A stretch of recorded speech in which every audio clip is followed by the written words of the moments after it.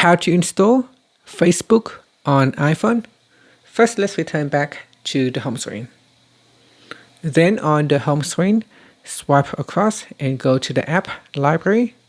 In here, scroll down and look for the App Store. So here it is. Tap on App Store. Then at the bottom, you want to tap on the search text box. In here, type in Facebook. Then tap on the search button. Now on the Facebook app, tap on the download link and wait for the app to install on your device. Once it has downloaded, tap on the open button.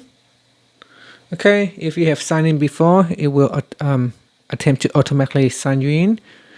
If you haven't signed in before, then you can put in your username and password to sign into Facebook.